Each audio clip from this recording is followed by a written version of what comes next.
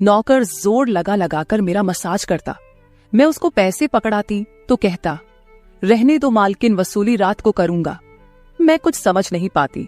जैसे जैसे वह मसाज करता मुझ पर खुमारी बढ़ती ही जाती और मैं सुकून से गहरी नींद सो जाती। लेकिन एक रात मुझे नींद नहीं आई।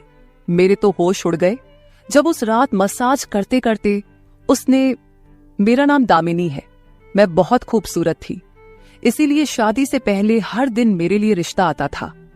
मैं अपने माँ बाप की इकलौती बेटी थी, इसलिए मेरा बाप चाहता था कि मैं डॉक्टर बनकर उसका नाम रोशन करूं। मगर जब मेरे लिए इतने अच्छे रिश्ते आते थे तो मेरी माँ मुझे कहती कि तुम अपनी पढ़ाई छोड़ दो ताकि मैं तुम्हारी शादी कर दूं। मगर मैं अपनी माँ से कहती थी कि मुझे तो डॉक्टर बनना है। मगर यह सुनकर मेरी माँ को गुस्सा आ जाता था और वह कहती थी कि तुम अभी शादी कर लो, ये डॉक्टर की पढ़ाई बाद में कर लेना। मगर मेरा बाप नहीं मानता था, इसलिए मेरी माँ एक बुजुर्ग बाबा के पास गई और उनसे कहा कि मैं अपनी बेटी की शादी करना चाहती हूँ। मगर उसका बाप नहीं मान रहा। कोई ऐसा ताबीज दो कि उसका बाप शादी के लिए फौरन मान जाए। उस बुजुर्ग ने मेरी माँ से 2000 रुपए लिए और ऐसा ताबीज दिया कि मेरा बाप मेरी शादी के लिए फौरन मान गया। ये रिश्ता दरअसल मेरे बाप के दोस्त ने अपने बेटे के लिए मांगा था और कहा कि आपकी बेटी शादी के बाद भी डॉक्टर बन सकती है। ये सुनकर मेरे बाप ने उससे शादी के लिए फौरन हाँ कह दिया और मैं विदा होकर अपने ससुराल आ गई। मेरे ससुराल वाले बहुत अमीर थे, इसलिए मैं और मेरे पति अलग घर में रहते थे। मेरा पति अपने बाप का बिजनेस संभालता था, इसलिए वह सुबह से शाम तक बिजी रहता था। मैं उसके घर गई तो वहां का ऐशो आराम देखकर मैं चौंक गई। मेरे पति ने मेरी सेवा के लिए कई नौकरानियां रखी हुई थी, मगर उसका एक नौकर धीरे धीरे मेरे करीब आने लगा। उस नौकर ने मुझसे कहा कि मैं यहाँ काफी सालों से काम कर रहा हूँ और आपके ससुराल वाले मुझे बिल्कुल घर के मेंबर की तरह ही समझते हैं। ये सुनकर मैंने भी उसे खास अहमियत देना शुरू कर दी। वह एक दिन मेरे कमरे में आ गया। मैं अभी तक बिस्तर में लेटी हुई थी। उसने मुझे थका थका देखा तो कहने लगा कि आप लेटे रहो, थक गई होगी। अगर आपको ऐतराज ना हो तो मैं आपके पैर दबा दूं। यह सुनकर मैं चौंक गई। मैं खूबसूरत थी, जवान थी, लेकिन मुझे मेरे पति के अलावा किसी मर्द ने नहीं छुआ था और ना ही मैंने किसी नौकर से कभी अपने पैर दबवाए थे। इसलिए मैंने फौरन मना कर दिया, क्योंकि मुझे अच्छा नहीं लगता कि कोई पराया मुझे छुए। यह सुनकर वह चुप हो गया और मेरे कमरे से चला गया। तभी मुझे एहसास हुआ कि मैंने उसकी बात का जवाब बहुत सख्ती से दिया था। शायद वह पहले भी मेरे ससुराल में ऐसे काम करता होगा, मगर मैंने साफ इनकार करके उसका दिल तोड़ दिया था।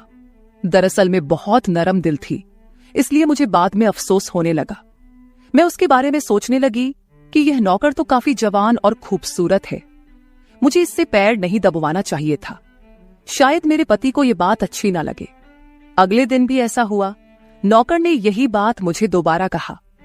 मैं उस दिन बहुत थकी हुई थी, इसलिए मैंने अपने पैर बिस्तर से नीचे कर लिए और उससे कहा कि तुम मेरे पैर दबा दो। यह सुनकर वह खुश हो गया और उसने मेरे पैर दबाने शुरू कर दिए। वह इतने धीरे धीरे पैर दबा रहा था कि मुझे फिर से नींद आने लगी। ये देखकर वह नौकर कहने लगा, मालकिन, आपको नींद आ रही है, आप बिस्तर पर लेट जाओ, मैं आपके पैर दबाता रहूंगा। मैं जैसे मदहोशी में थी, इसलिए फौरन बिस्तर पर लेट गई। वह नौकर बिस्तर पर आ गया और मेरे पैर दबाने लगा। उसके बाद मुझे होश नहीं रहा और मैं सो गई। मुझे नहीं पता था कि मैं कितने घंटे सोती रही। मेरी आंख खुली तो मैंने देखा कि वह नौकर अभी तक मेरे पैर दबा रहा था। ये देखकर मुझे उस पर तरस आ गया और मैंने हाथ बढ़ाकर अपना पर्स खोली और कुछ नोट निकाले और उस नौकर के हाथ में रख दिए।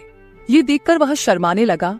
मालकिन, आप मुझे पैसे देकर शर्मिंदा कर रही है। मेरी सैलरी अच्छी है, मुझे इन पैसों की जरूरत नहीं है।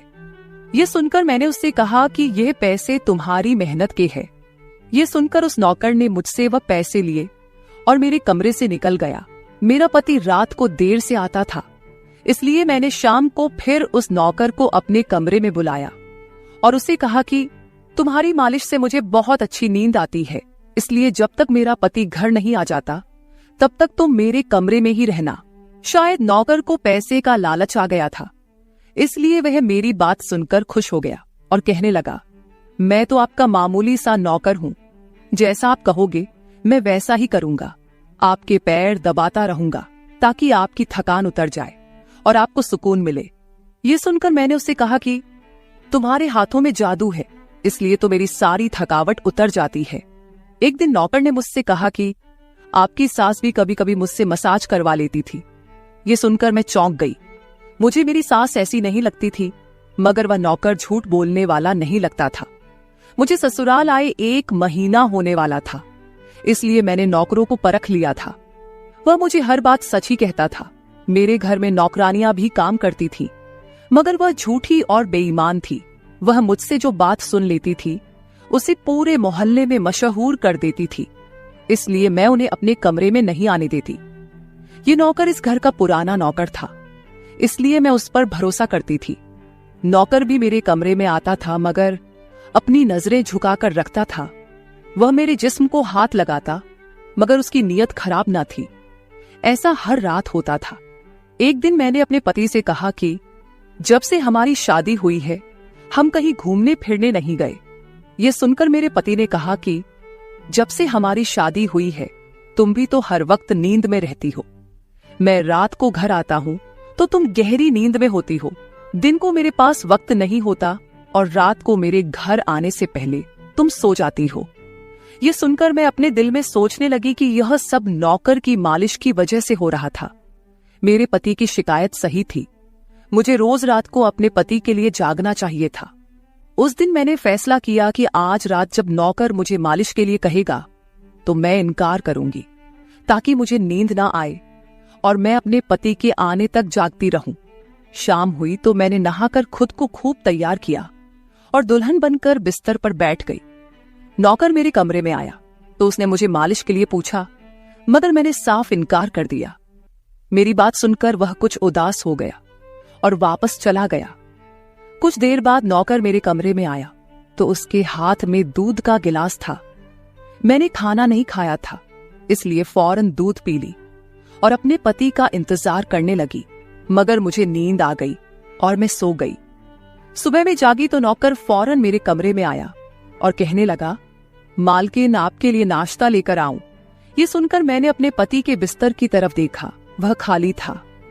ये देखकर नौकर कहने लगा, मालिक को जरूरी काम था, वह नाश्ता करके चले गए। ये सुनकर मेरा मूड खराब हो गया। मैं रात भर उसका इंतजार करती रही, मगर वह सुबह होते ही ऑफिस चला गया। मैंने नौकर से कहा कि मेरे लिए चाय ले आओ। नौकर कमरे से बाहर निकल गया। तभी मैंने अपने जिस्म की तरफ देखा तो चौंक गई। रात को मैंने दुल्हन का कपड़ा पहना हुआ था, मगर अब मेरे जिस्म पर कोई और कपड़े थे। मगर मैंने अभी जेवरात पहने हुए थे। मेरा सर भारी होने लगा। मुझे यह सोचकर चक्कर आने लगे कि रात को मेरे साथ क्या हुआ था और मेरे कमरे में कौन था और उसने मेरे साथ क्या किया था, मगर मुझे कुछ याद ना आया। मेरा दिल घबराने लगा और मैंने अपना सर पकड़ लिया। मेरा पूरा जिस्म दर्द कर रहा था, इसलिए नौकर चाय लेकर आया तो मैंने उससे कहा कि मेरा जिस्म दबा दो। यह सुनकर वह बिस्तर पर आ गया और मुझे दबाने लगा। उस दिन मैं देर तक बिस्तर पर पड़ी रही। उस दिन मेरे पति अचानक घर आ गए। मैंने उसे देखा तो उस पर बरस पड़ी। मैं रात को तुम्हारे लिए दुल्हन बनकर जागती रही, मगर तुम नहीं आए।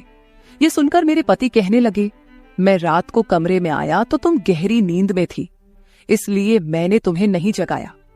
ये सुनकर मैं चौंक गई, मगर मेरे कपड़े किसने बदली किए और नींद पूरी होने के बावजूद मेरा जिस्म क्यों दर्द कर रहा है। मैं उलझ गई थी। मेरे पति कहने लगे, अच्छा ठीक है, मूड खराब करने की जरूरत नहीं है। मुझे आज रात एक काम के सिलसिले में बाहर जाना है, इसलिए देर हो जाएगी, मगर अभी मेरे पास 3-4 घंटा फ्री है। अगर तुम कहो तो हम अभी कहीं बाहर जा सकते हैं। ये सुनकर मेरा मूड खुद ब खुद ठीक हो गया और मैं सारी रात वाली बातों को भूलकर खुश हो गई। शादी के बाद यह पहला मौका था कि मैं अपने पति के साथ कहीं बाहर जा रही थी। मैं जल्दी जल्दी तैयार होने लगी, जबकि मेरा पति गाड़ी में बैठकर मेरा इंतजार करने लगा। उस वक्त नौकर मेरे कमरे में आ गया और मुझसे पूछा, मालकिन, आप कहीं जा रही हैं क्या? ये सुनकर मैंने उससे कहा कि हाँ, मगर तुम क्यों पूछ रहे हो?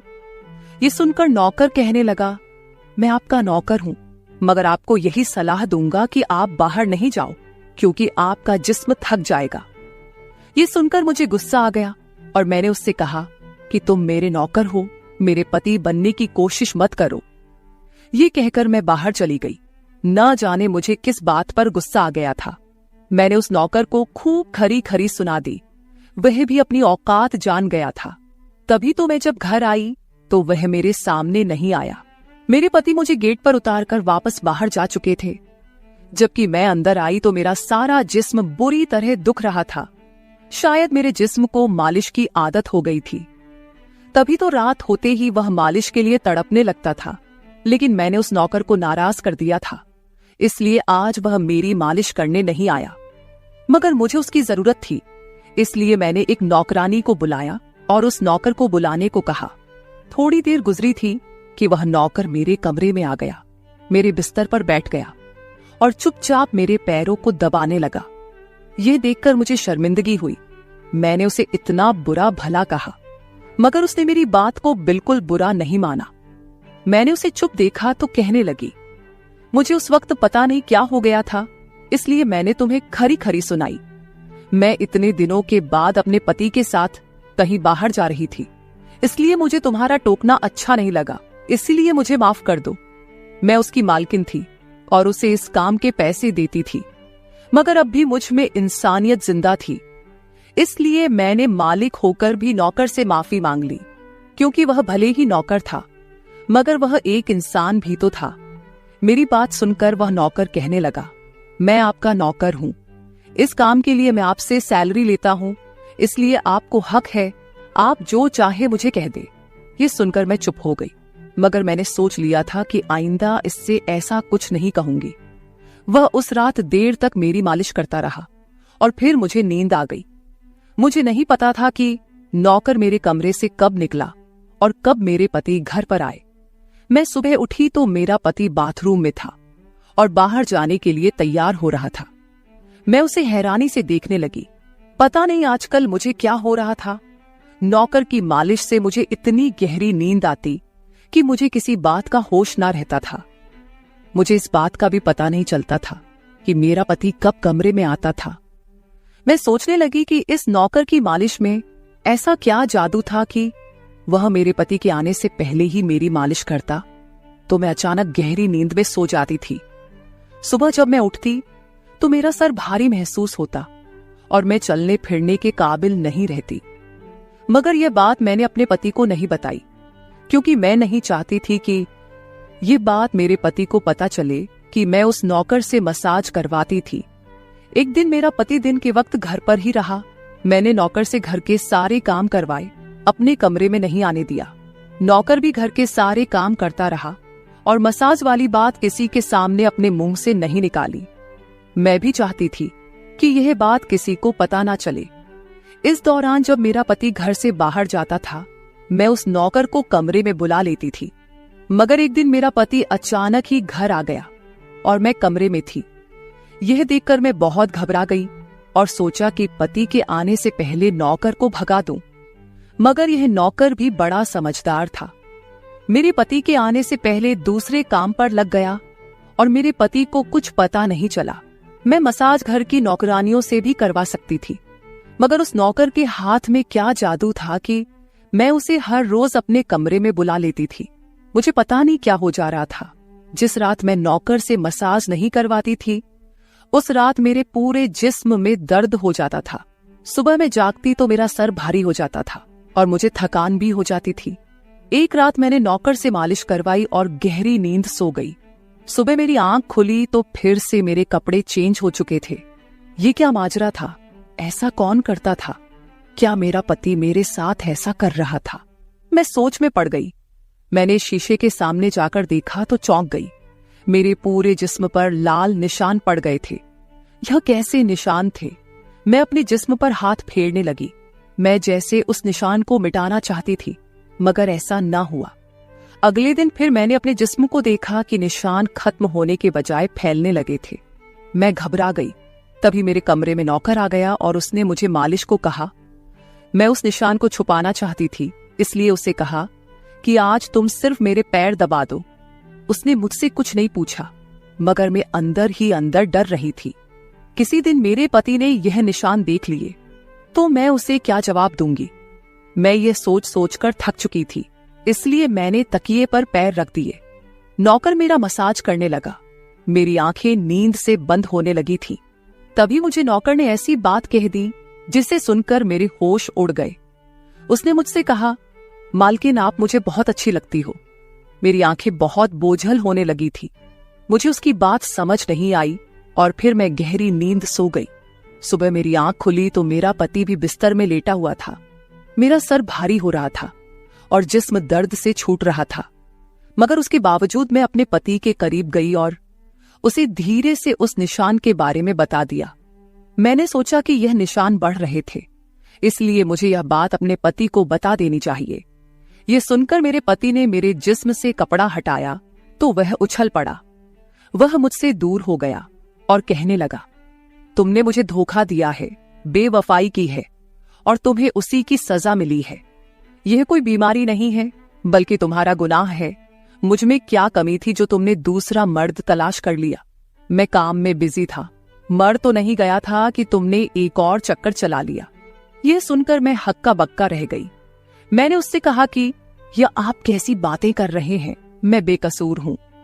मगर मेरा पति हंसने लगा और कहने लगा, ये निशान बता रहे हैं कि तुम गुनहगार हो, इसीलिए मेरे घर से निकल जाओ, मैं तुम्हें तलाक के पेपर भेज दूंगा। उसने मुझे धक्के मार मार कर घर से निकाल दिया। मैं रोते हुए अपने माँ बाप के घर आ गई और उन्हें अपनी बेगुनाही का यकीन दिलाया। वह मेरे अपने थे, इसलिए उन्होंने यकीन कर लिया।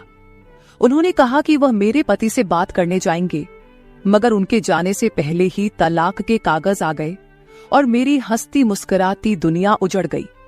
मैं इसका जिम्मेदार किसको ठहराती? कोई भी तो नहीं था। मैं कई दिनों तक रोती रही। मुझे ऐसा लगने लगा था जैसे मैं मरने वाली थी। एक दिन मेरी माँ मेरे कमरे में आई और कहने लगी कि तुमसे कोई मिलने आया है। मैं भागकर गई कि शायद मेरे पति आए हो, उसे मेरी बेगुनाही का एहसास हो गया हो। मगर वहां मेरा पति नहीं था, बल्कि वही नौकर था जो उसके घर काम करता था। मैंने उसे आने का कारण पूछा तो वह कहने लगा, मैं आपके उन निशानों के बारे में जानता हूं। यह सुनकर मैं चौंक गई। मैंने उसको कसकर पकड़ा और उसकी शर्ट का बटन एक झटके से खोल दिया। मुझे अब समझ आया कि मेरे पति ने मुझ पर इतने गंदे इल्जाम क्यों लगाए थे। ये कहकर मैंने नौकर के सीने पर मुक्के मारने शुरू कर दिए। मैंने कहा, ये निशान मेरे जिस्म पर कैसे आए? तुमने मसाज के बहाने मेरे साथ क्या क्या किया था? मुझे सच सच बताओ। ये सुनकर नौकर ने मेरे दोनों हाथ पकड़ लिए और कहने लगा, मेरा नाम राजेंद्र है और मैं तुम्हारे साथ यूनिवर्सिटी में पढ़ता था, मगर मुझे तुमसे प्यार हो गया। मैं भी डॉक्टर बनना चाहता था और मैंने सोचा था कि जब हम दोनों डॉक्टर बन जाएंगे तो मैं तुम्हारे बाप से तुम्हारा हाथ मांग लूंगा। मगर एक दिन तुम्हारी सहेली की जुबानी मुझे पता चला कि तुम्हारी माँ तुम्हारी शादी जल्द करना चाहती है, इसलिए मैंने डर कर तुम्हारे घर रिश्ता भेजा। मगर तुम्हारे बाप ने इनकार कर दिया और कहा कि मैं अपनी बेटी की शादी तब करूंगा जब वह डॉक्टर बन जाएगी। इसलिए मैं टेंशन फ्री होकर अपनी पढ़ाई करने लगा। मुझे एक हफ्ते के लिए अपने कजिन की शादी के लिए शहर से बाहर जाना पड़ा। तभी तुम्हारी शादी हो गई। वह यह सब मुझसे कह रहा था और मैं चुपचाप उसे देख रही थी। जब मैं वापस आया तो मेरी मोहब्बत किसी और की दुल्हन बन चुकी थी। मैं तुम्हारे प्यार और दीवानगी में तुम्हारे ही घर का नौकर बन गया ताकि मैं तुम्हारे करीब रह सकूं। मैं तुम्हारे करीब आना चाहता था, इसलिए मसाज के बहाने तुम्हारे कमरे में आ जाता था और रात को तुम्हारे दूध में बेहोशी की दवा मिला देता था ताकि तुम सोती रहो और तुम्हारा पति तुम्हारे करीब ना आ सके, क्योंकि तुम मेरी थी। मैं तुम्हें किसी और के करीब नहीं देख सकता था। ये सुनकर मैं हक्का बक्का रह गई। क्या तुमने मेरे साथ कभी कुछ गलत किया? ये सुनकर उसने मेरा हाथ अपने सर पर रख लिया और कहा, मैं तुमसे प्यार करता था, इसलिए तुम्हारी इजाजत के बगैर मैं तुम्हारे साथ कुछ नहीं करना चाहता था। ये सुनकर मैंने उस निशान की तरफ इशारा किया जो हम दोनों के जिस्म पर थे। ये सुनकर वह हंस दिया और कहा कि मैं डॉक्टर हूं और यह सिर्फ इन्फेक्शन है। ये मैंने इसलिए किया ताकि तुम्हारे पति को हम दोनों के ऊपर शक हो जाए। ये कहकर उसने मुझसे माफी मांग ली और मैंने पूरे 1 साल उसे सजा देने के बाद माफ कर दिया और फिर उसके साथ शादी कर ली। तो मेरे प्यारे दोस्तों, ये थी हमारी आज की छोटी सी कहानी। आपको ये कहानी कैसी लगी कमेंट करके जरूर बताएं। अगर आपको ये कहानी पसंद आई हो तो इसे लाइक करें और अपने दोस्तों के साथ शेयर करें। अगर आप ऐसी ही और भी इंटरेस्टिंग और रोमांटिक कहानियां सुनना चाहते हो तो चैनल को सब्सक्राइब जरूर कर ले और बेल आइकॉन ऑन कर ले ताकि आपको मेरी हर कहानी समय पर मिल सके। कल मिलेंगे एक और नई कहानी के साथ। धन्यवाद।